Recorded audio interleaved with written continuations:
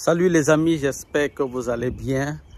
Alors les amis, le message que je voudrais vous passer aujourd'hui est d'une importance très capitale. Voyez-vous, il y a beaucoup d'Africains qui quittent leur pays pour venir en Occident dans le but d'assurer un meilleur avenir pour leurs enfants. Mais malheureusement, à cause de l'ignorance, beaucoup se retrouvent en train de voir leurs enfants être enlevés devant leurs yeux. Avez-vous déjà entendu parler de la DPJ? La DPJ, c'est tout simplement la Direction de la protection de la jeunesse. C'est un organisme qui est là pour veiller à la sécurité, au développement et aux droits des enfants. Bien évidemment, ce sont les enfants d'un certain âge. Pourquoi est-ce que la plupart des temps, on constate que ce sont les parents africains qui sont la plupart des temps visés? En Afrique, là-bas, généralement, quand ça ne va pas, quand l'enfant vraiment veut te faire chier, là, tu vas le gronder, tu vas lui parler vraiment avec force. Et parfois, à un certain moment, tu peux prendre même un petit fouet, là. Tu commences à le fouetter un peu aux fesses. Hein, et puis, quand ça ne va pas, parfois, tu peux le menacer d'une certaine façon. Pour nous, c'est tout à fait normal. Hein. On éduque nos enfants comme ça et il n'y a pas de problème. Les enfants grandissent, à la fin, ils s'en sortent bien. Il n'y a aucun problème. En Afrique, en réalité, il n'y a aucun problème. Mais ici, ça sera mal perçu. Ça sera un peu perçu comme si vous êtes violent. Pourquoi les enfants, les parents d'Africains, pourquoi les parents d'Africains sont encore la cible? C'est tout simplement parce que, vous savez, quand on est en Afrique là-bas, on sait que tu peux te retrouver en train d'aller peut-être au marché, tu achètes ce que tu as acheté, ton enfant peut-être de 4 ans, 5 ans, bon disons, prenons même peut-être 8 ans. Il est à la maison, il reste tranquille et puis tu lui dis, bon voilà, tu restes là, tu vois la télé, ou bien tu t'amuses et tout. Il n'y a pas de problème. Et ici, ça ne se passe pas comme ça. Ici, tu ne peux pas laisser l'enfant plus d'un certain nombre de temps seul. C'est déjà mauvais. Donc, si on constate, quelqu'un constate ça, il peut signaler. Directement, on vient chez toi pour mener des enquêtes, pour voir est-ce qu'il n'y a pas peut-être une négligence de ta part sur l'enfant. Donc, tout ça, c'est parce qu'ils veulent protéger la jeunesse. Ce n'est pas uniquement, je dis bien que ce n'est pas uniquement les Africains. Les Canadiens de souche, les natifs d'ici, les locaux, ils sont également concernés.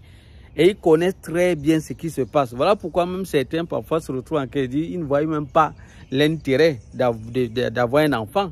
Oui, à un certain moment, c'est ce qui se passe. Certains trouvent que non. Mais je vais avoir un enfant et être soucié à ne pas avoir le contrôle total sur l'enfant à un certain moment. Et puis peut-être me retrouver en train d'être en difficulté parce que je n'ai pas veillé peut-être comme il fallait. Mais parfois, à ce moment, certaines personnes se retrouvent en crédit. Non, mais peut-être c'est encore mieux que je reste comme ça. Ça me permet de souffler un peu. Alors, parlons maintenant des motifs fréquents d'intervention. C'est-à-dire, qu'est-ce qui les pousse à venir chez vous?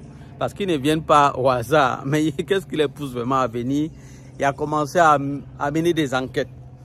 Généralement, ça peut être des petits châtiments. Des châtiments même légers, hein. Ce n'est pas toujours des châtiments lourds, là, où tu frappes vraiment l'enfant, tu l'as blessé. Non, non, non. Ça peut être juste que tu l'as un peu frappé un peu aux fesses comme ça, là. Donc, quelque chose que tu ne pouvais pas imaginer. Non, du coup, il se retrouve en train de pleurer. Après, il est traumatisé parce que quand il mène les enquêtes, il pose des questions aux enfants. Et s'il savait que l'enfant dit, et il se rend compte que vraiment, c'est clair que tu l'as vraiment fouetté, même si c'est de manière légère, et que l'enfant est troublé déjà par rapport à ça, tu es en difficulté, mon ami. Tu es en difficulté. C'est le début des problèmes. La deuxième cause également, pourquoi est-ce qu'ils viennent? Ils viennent également souvent par rapport à une certaine négligence au niveau peut-être de l'alimentation de l'enfant. Donc, ils doivent veiller au développement de l'enfant, comme je vous ai dit. Et là, l'alimentation fait partie de cela. Donc, on doit se rassurer. Il faut que toi, en tant que parent, tu permettes à l'enfant d'avoir l'alimentation qui est bonne pour sa croissance. Donc, si il se rend compte que tu négliges cela, ça, c'est pas quelque chose d'intéressant. Ça, c'est pas bon. Oui, c'est pas bon du tout. tu dois veiller à ce que l'alimentation de l'enfant soit correcte. Correcte. Et ça ne doit pas s'arrêter là. Tu dois également bien superviser l'enfant, c'est-à-dire bien surveiller l'enfant, te rassurer que l'enfant est en train de grandir dans de bonnes conditions. Ça, c'est un autre élément. Et s'il y a un défaut parmi ces éléments-là, ils vont venir, ils vont se pointer devant ta porte. Jamais quand ils se pointent devant votre porte, non, il faut pas se retrouver en train de trembler ou s'affoler. Jamais ils viennent juste pour mener des enquêtes, ils veulent essayer de se rassurer que tout va bien et parfois ils ont toujours dans la tête l'idée de médiation. L'idée de médiation, c'est pas juste qu'ils viennent dans le but de t'enlever, que c'est l'objectif, c'est de t'enlever ton enfant. Non, mais si ça s'avère vraiment qu'il y a quelque chose de clair, qui se rend compte que ça ne tient pas, non, tu es mal parti. Quand il dit que ça ne tient pas, ça ne tient pas selon leur règlement. Je dis encore bien, c'est selon leur règlement. C'est ça. Parce que je sais que pour nous, il y a des choses qu'on s'ajuste. Je vous ai déjà bien dit cela. Je vous ai déjà parlé de cela. Donc, c'est selon leur règlement. Et maintenant, il faudrait vraiment trouver toujours des terrains d'entente. Donc, tout cela, c'est vraiment en termes de... Il y a de la médiation, il y a beaucoup de choses qui peuvent être bien faites. Si les choses sont bien gérées, vous pouvez vous en sortir. Si les choses ne sont pas très bien gérées, non, ça va cuire sur vous. Ça va cuire. Je dis, ça va cuire très mal. Pourquoi est-ce qu'ils viennent également chez vous? Ça peut être dû à cause des propos menaçants. Si vous vous retrouvez peut-être en train d'avancer vraiment des propos menaçants aux enfants, leur dire non, vraiment, je ne vais plus te donner la nourriture, tu ne vas pas manger le soir. Non, sache que je ne vais plus te donner ton goûter. Je ne peux plus t'acheter telle chose, vraiment, on va voir, vraiment comme c'est comme ça, tu vas voir, tu menaces l'enfant, tu lui avances des propos de telle manière qu'il se sent comme vraiment déjà, il n'est pas en sécurité, il se sent déjà menacé. Bon, bien évidemment, il peut faire appel à la DPJ, ça peut être lui, ça peut être une autre personne qui s'est rendu compte et on n'aura pas besoin de vous aviser, vous allez tout simplement le voir devant vous. Directement, ils ne perdent même pas le temps. Et les enfants sont enseignés concernant leurs droits. Oui, ils sont enseignés. Donc on leur explique que voilà, vous avez droit à ceci, vous avez droit à cela. Il y a aussi quand même leurs devoirs. C'est vrai que beaucoup de gens se plaignent qu'on leur enseigne parfois trop sur leurs droits par rapport à leurs devoirs. Ça, c'est ce que beaucoup de gens disent souvent. Donc, mais ils sont vraiment, les enfants ici connaissent bien leurs droits et ils savent se défendre. Donc, quand ils savent que ça, c'est autorisé, ils vont te dire, non, ça, j'ai le droit de faire ceci. Toi, tu n'as pas le droit de faire ceci. L'enfant va te le dire, que non, tu n'as pas le droit de me faire ça. C'est pas bon. Donc, il faut être prêt. Il faut vraiment être prêt. Ça fait partie de ce qu'on appelle le choc culturel. Moi, je vous ai déjà parlé de ça. Les gens sont toujours là prêts à s'engager seulement, à se dire non, je m'en vais pour l'avenir de mes enfants. Ils ne cherchent même pas à réfléchir. Ils ne cherchent même pas à se poser des questions. Quel est le contexte de l'éducation des enfants là-bas? Comment ça se passe? Ça, ce n'est qu'un aspect que je vous donne. Il y a beaucoup d'aspects encore à revoir. Avant de s'engager dans un combat, il faut voir est-ce que tu as les armes pour t'en sortir. Ne comptez pas sur la chance. Il y a des gens qui passent le temps à dire non, c'est la chance, chacun a sa chance. Il n'y a pas question de chance ici.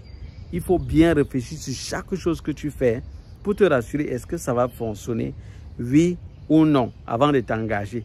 Sinon, tu peux t'engager, tu sacrifies tout ce que tu avais de l'autre côté, tu sacrifies même ta paix, tu te retrouves dans un endroit où tu as perdu déjà tout ce que tu avais comme bien. Tu n'as même pas ton confort, même au niveau, c'est-à-dire même seulement au niveau de ton épanouissement personnel, tu ne l'as pas.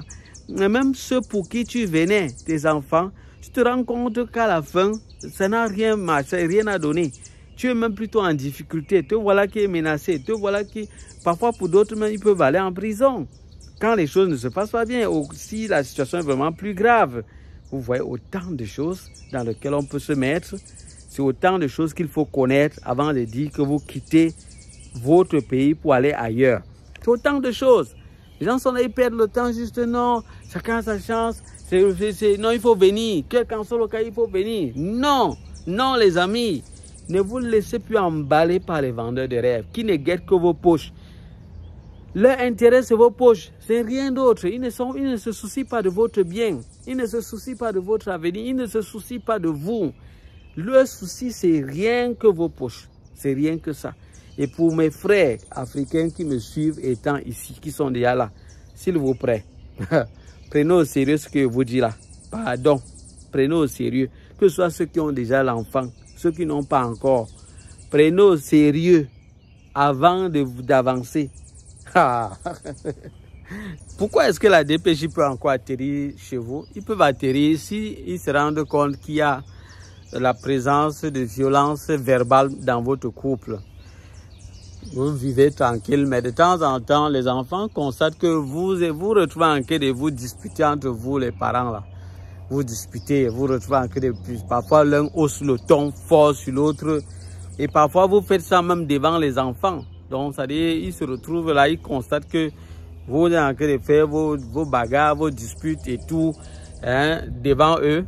Ça également, si l'enfant se retrouve en train d'en parler peut-être à sa maîtresse ou bien à son professeur, son enseignant, ah, vous êtes en difficulté, hein, la DPJ va se pointer chez vous directement pour mener des enquêtes. Ils vont ouvrir une enquête et ça va commencer. Donc là, vous devez seulement être prêt. Parce que si vous gérez mal la situation, vous allez lire. Vous allez lire. Alors la question qu'on peut se poser maintenant, c'est qu'est-ce qui se passe réellement après un signalement? C'est-à-dire quand on a signalé qu'il y a quelque chose qui ne tient pas. Alors qu'est-ce qui se passe? La première chose, c'est que une enquête sera lancée. Ils vont lancer une enquête. Et puis, ce qu'il faut quand même savoir de manière logique, l'enfant sera interrogé. Vous également, on va vous écouter. Donc, et ils vont essayer d'analyser toute cette situation-là. S'ils constatent qu'il y a quand même un risque réel pour l'enfant, l'enfant sera placé dans une famille d'accueil. Donc, là, c'est sans votre autorisation, hein, on ne vous demande pas. On est là, ils sont là pour protéger l'enfant. S'ils ont examiné clairement qu'il y a un risque pour l'enfant, non, on va vous retirer d'abord l'enfant. On le met dans une famille d'accueil. Le temps de faire des médiations et de trouver peut-être même parfois ils vont faire certaines rééducations dans certaines choses. Vous informer quoi, pour que les choses se passent bien et que l'enfant soit en sécurité. Si tout se passe bien, tant mieux pour vous. Au cas contraire, ce sera chaud. Donc, généralement, après cela, lorsqu'il vous retire votre enfant, il y a généralement un suivi. Ça, c'est pour certains cas, il y aura un suivi. Donc, vous aurez même parfois droit à certains cours de parentalité et des visites également qui seront supervisées. Donc, vous n'allez pas rendre visite à votre enfant au hasard, n'importe comment, comme vous voulez. Non. Ça ne se passera plus comme ça. Donc, vous voyez qu'à un certain moment, c'est un peu comme si vous avez perdu votre autorité. Alors, cherchons les solutions vraiment. On dit souvent que prévenir vaut mieux que guérir. Vraiment. Qu'est-ce que vous pouvez faire? Qu'est-ce que nous pouvons faire, nous, parents africains, pour éviter que la DPJ ne se pointe chez nous? Moi, je dirais que la première chose à faire, c'est d'éduquer notre enfant sans violence, que ce soit physique ou verbale. Ça, c'est à éviter. Donc, vous voyez que ça demande déjà vraiment une certaine adaptation. Il faudra déjà que nous, on commence déjà à travailler cela à notre niveau. Parce que vous savez, on est venu avec notre culture africaine. Donc, ça ne va pas quitter quand même comme ça du jour au lendemain. Mais il faut vraiment se forcer, se faire violence à un certain moment. Sinon, ça va mal se passer pour nous. On aura beau rester dans ce que nous voulons, mais on ne sait jamais. L'enfant peut à un certain moment... Tu peux peut-être vouloir t'entendre avec ton enfant, ça se passe bien pour un certain temps, mais le jour que ça ne va pas tenir, s'il se retrouve, si un mauvais esprit entre dans lui, il va te traiter. Tu risques de ne plus reconnaître ton enfant. Oui, c'est malheureusement ça.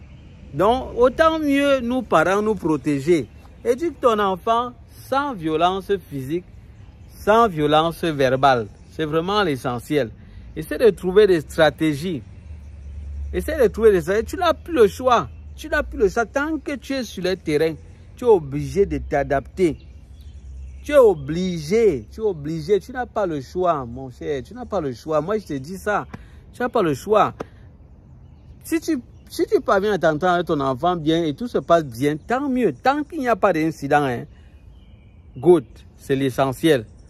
Tant qu'il n'y a pas d'incident, c'est l'essentiel. Mais si par mégarde, il y a quelque chose qui cloche, toi, tu seras en difficulté. Je dis directement, tu seras en difficulté.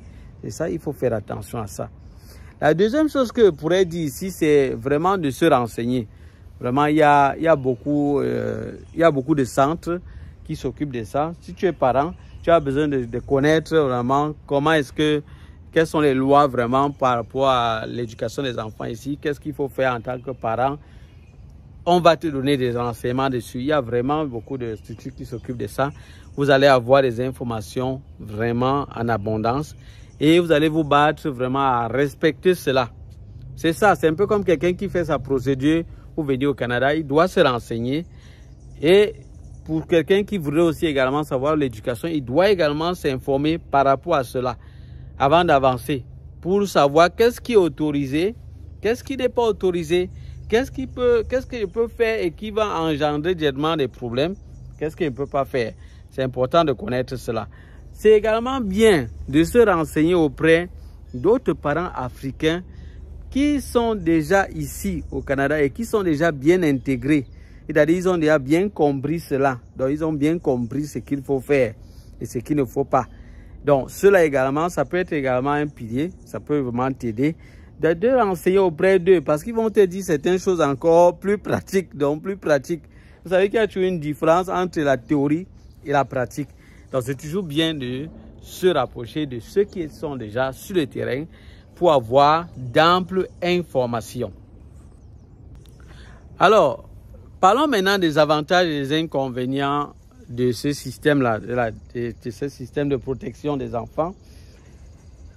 Alors, le premier avantage, c'est que ça permet à l'enfant de pouvoir grandir quand même d'une manière assez sécurisée. Donc, pour l'enfant, c'est un avantage parce que au moins, il y a certaines violences qu'il ne va pas vivre parce qu'il sera protégé, il sera défendu par rapport à ça. Vous savez qu'il y a des parents qui sont allés même au point de blesser leur enfant. D'autres qui sont allés au point de tuer leur propre enfant. Tout ça à cause de la colère. Donc maintenant, quand tu es dans un pays comme celui-ci et que tu connais, tu te rends compte que les enfants ont une direction qui les protège. Tu dois faire attention. Donc là, c'est déjà le deuxième avantage. Ça permet d'avoir un certain équilibre dans l'éducation. Ça permet aux parents maintenant de comprendre que, ok, je dois éduquer mon enfant maintenant dans un environnement sain, sans violence, en tenant compte de ses droits également. Je ne dois pas juste lui parler de ses devoirs. Il doit savoir qu'il a des droits également et qu'il peut se défendre au cas où ça ne fonctionne pas bien. Donc vous voyez que ça permet donc que la famille évolue dans un certain équilibre. Le troisième avantage, c'est que vous avez la possibilité d'être accompagné. Vous n'êtes pas seul. S'il y a vraiment quelque chose qui ne tient pas, vous serez accompagné. Ils vont vous accompagner pour que tout se passe bien. Pour la famille, ça c'est selon les lois du pays. Donc, l'enfant également bénéficie d'un soutien psychologique. Donc, de temps en temps, il peut être vraiment suivi. Et d'un soutien au cas où il y a peut-être quelque chose qui ne tient pas. Si la famille est vraiment dans une situation où il y a la tension entre les parents, ça chauffe vraiment, on pourra le mettre à côté et le soutenir, l'aider vraiment à pouvoir évoluer sans être affecté par des choses pareilles. Ce sont donc des avantages. Maintenant, parlons des inconvénients. Le premier inconvénient, c'est que les parents, parfois, à un certain moment, se rendent compte que c'est un peu comme s'ils n'ont plus complètement leur autorité. Oui, c'est un peu comme si tu perdais un peu ton autorité, là.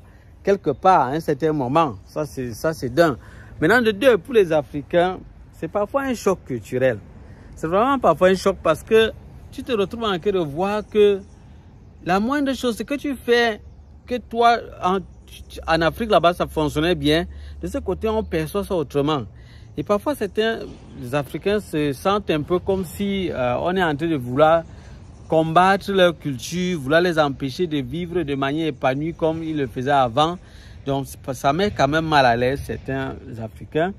Et certains, parfois, ils trouvent vraiment beaucoup d'injustice et tout. Ils trouvent vraiment que non, c'est pas normal, c'est anormal, c'est comme si on nous abuse, on veut nous nuire absolument et tout. Voilà, il y a beaucoup de choses comme ça qui sont dites à ce sujet-là. Donc, ça sont toujours des inconvénients. L'autre inconvénient, c'est que ça crée quand même des frustrations. Hein. Ça, vraiment, je crois que les membres ou bien les personnes du service, de ce service-là, écoutent ce que les familles disent souvent. Ils écoutent. Donc, il y a beaucoup de familles qui sont frustrées, qui se sentent vraiment frustrées. Ils sont frustrés. Parfois, quand tu enlèves ton enfant comme ça et vraiment dit, on veut que tu l'éduques d'une manière normale selon eux, selon leurs règles. Alors que pour toi, il n'y avait pas un problème vraiment. Ça fait mal quand même, ça peut frustrer. Ça peut frustrer vraiment le parent et ça peut créer vraiment parfois des divisions dans la famille. Ça peut créer carrément des divisions. Ça, parfois, c'est également un autre inconvénient que beaucoup de familles déplorent. Les gens ne sont pas vraiment contents pour ça. Et ça, ce n'est pas uniquement les Africains. Même les gens, les locaux ici, se plaignent des choses pareilles. Ils se plaignent. Ils se disent, parfois, tu vas voir même quelqu'un dire, non, tu as beau être vraiment un parent qui éduque ton enfant d'une très bonne manière, tu auras toujours ces gens-là devant ta porte, un jour ou l'autre. Donc, il y a certains qui sont arrivés à ce niveau, de se dire même carrément que non, ils embêtent carrément et on ne peut plus vivre tranquille, on ne peut plus faire ce qu'on veut. Donc, quelque part, je comprends quand même, parfois ça peut déranger, ça peut vraiment déranger. Donc, voilà pourquoi il faut vraiment être accompagné, être avec des gens qui ont déjà vraiment vécu beaucoup de situations concrètes et pratiques là-dessus, mais qui ont pu s'en sortir. Ils peuvent vous donner des petites techniques, des petites tactiques qu'il faut appliquer pour éviter vraiment que ces gens ne viennent et vous mettre dans la merde. C'est à vous de savoir les stratégies que vous pouvez mettre sur pied et ça fonctionne. Moi, je vais vous dire qu'il y a plusieurs familles qui sont bien intégrées et qui connaissent déjà très bien ce qui se passe et ils font tout pour essayer d'adapter, c'est-à-dire la culture qu'ils ont en Afrique. Ils regardent ici ce qui est sur place, ils essayent de trouver quelque chose de bon. Et ça fonctionne hein, à merveille. Et ils n'auront pas de soucis. Voilà pourquoi chaque parent africain qui dit qu'il veut aller en Occident pour assurer l'avenir de ses enfants, il faut qu'ils comprennent que ça ne doit pas juste être un mot simplement comme ça. Ça engage beaucoup de choses. Ça engage beaucoup de choses. Donc voilà pourquoi je vous ai toujours dit, ici sur cette chaîne, nous allons vous parler des réalités terre à terre. Nous ne sommes pas là pour vouloir flatter des gens. Parce que vous allez voir des gens à qui on dit non, il faut venir au Canada, au moins ça sera vraiment, tu vas assurer l'avenir de tes enfants.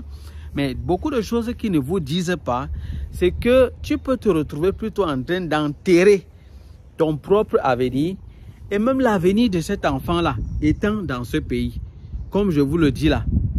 Et il y a des parents, il y a plusieurs parents qui sont retrouvés dans des situations vraiment inconfortables hein, ici au Canada. Il y a des parents juste parce qu'ils ne maîtrisaient pas exactement le fonctionnement dans ce pays. Ils sont retrouvés en train de perdre leurs enfants. Parfois, d'autres se retrouvent en train de perdre 1, 2, 3, 4 enfants. Oui, ils perdent même carrément leur autorité. Ils se retrouvent en train de ne plus savoir finalement qu'est-ce qu'ils doivent encore faire avec leurs enfants.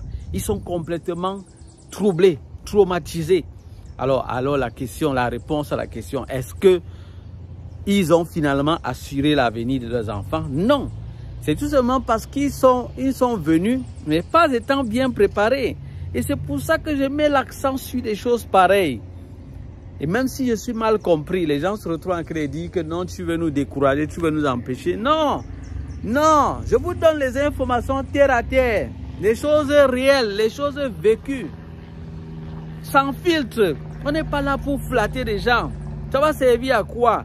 Oh, les vendeurs de rêves sont là pour vous flatter parce qu'ils veulent absolument récupérer leur argent. Mais maintenant, quand vous allez aller dans ce pays-là, si vous vous intégrez même pas, si vous vous en sortez pas, ce n'est pas leur problème. Concernant les jobs, ils vont vous dire, il y a beaucoup de jobs. Vous allez arriver sur place, vous vous rendez compte que c'est difficile, vous n'arrivez pas à trouver un emploi. le coût de la vie. Il vous avait dit que non, c'est très simple. Vous arrivez, vous vous rendez compte que le loyer veut vous tuer. Les enfants même, pour lesquels vous êtes venus, vous avez dit que non, je viens pour assurer l'avenir de mes enfants. Vous arrivez, vous vous rendez compte que vous avez des enfants. À un certain moment, on toque peut-être à votre porte comme ça et on vous dit, on est venu par rapport à votre enfant. Donc, ça c'est sans votre autorisation, hein, parce qu'ici, tout le monde peut signaler. Hein. Tout le monde peut signaler. Peut-être un voisin, ça peut être un voisin, ça peut être même l'enseignant de votre enfant. Tout le monde peut signaler sans vous. On n'a pas besoin de vous aviser. Non, non, non, non, non. Ils signalent. Ils ont constaté qu'il y a trop de bruit là-bas. Vous criez trop sur les enfants. Vous les tapez et tout. Directement, la police s'en vient vers vous. Alors, il y a des ressources utiles pour vous aider à mieux comprendre cela. Donc, je vous ai laissé un fichier PDF dans la barre de description. Vous pourrez le télécharger. Je crois que ça va vous donner d'amples informations là-dessus. Ça peut également être quand même une petite source pour vous, pour rapidement revoir des points clés. Mais ne vous limitez pas à ça, faites des recherches. Il y a des sites web que j'ai laissés dans ce PDF-là pour mieux vous informer, pour bien connaître qu'est-ce qui vous attend réellement. Donc, c'est pas l'immigration, c'est pas vraiment une question de visa uniquement. C'est tout un projet. Quand je passe le temps à dire ça, les gens ne comprennent pas. On dit non, tu veux décourager les gens, tu veux nous empêcher, tu veux nous bloquer. Personne ne vous décourage, personne n'est là pour vous bloquer. C'est un projet. C'est un projet et il faut prendre ça au sérieux. Il y a beaucoup d'éléments à prendre en compte. Quand tu dis que non, je veux aller là-bas parce que j'aurai un avenir meilleur, il faut te poser la question, est-ce que ça tu auras vraiment un avenir meilleur comme tu penses? Parce qu'il y a des gens qui sont ici en train de... qui ont fait toujours comme toi là, mais ils sont en train de pleurer. Ils sont en train de chercher à voir comment s'en sortir. Donc, il ne faudrait pas que ce soit ton cas. Donc, il faut bien réfléchir avant de croire que tu auras forcément un avenir meilleur, que ce soit toi ou tes enfants. Donc, l'immigration ne se limite pas à voir que tu as eu un visa.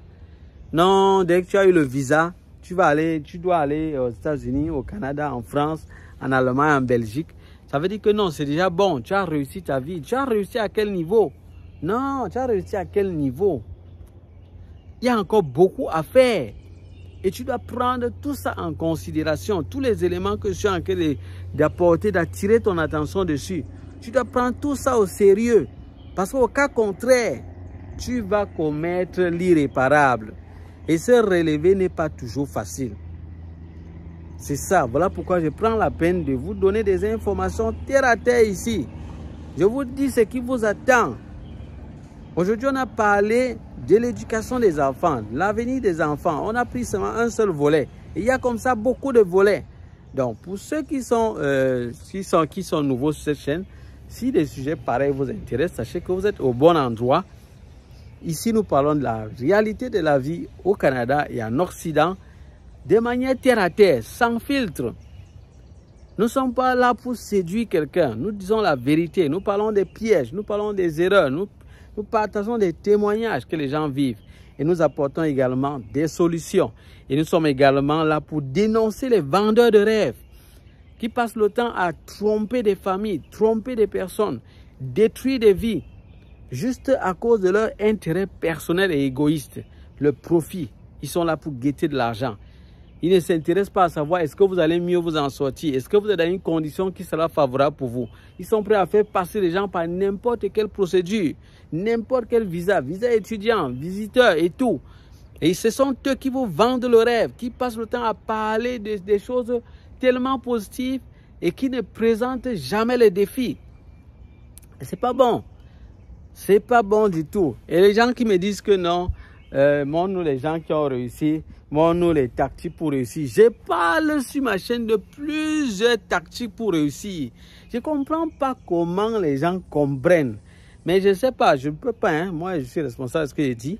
Vous êtes responsable de ce que vous entendez, vous comprenez dans votre tête. Je ne peux pas faire autrement. En attendant, il y a d'autres qui comprennent mon message. Donc, si vous ne comprenez pas mon message, il n'y a pas de problème. Moi, ça ne me dérange pas. Hein.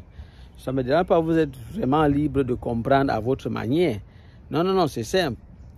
Mais ceux qui comprennent, moi, je parle à ceux-là. Et c'est bon. Parce que tu ne seras pas toujours compris de tout le monde. Donc, moi, ça ne me dérange pas. Ça ne me dérange même pas. Je ne cherche pas à ce que tout le monde me comprenne. Non, non, non. Moi, je ne suis pas à ce niveau-là. Donc, si vous êtes nouveau sur la chaîne et que cette thématique-là vous intéresse, n'hésitez pas de vous abonner. Activez la cloche de notification pour ne manquer aucune de mes prochaines vidéos. Activez la cloche de notification, mettez toutes.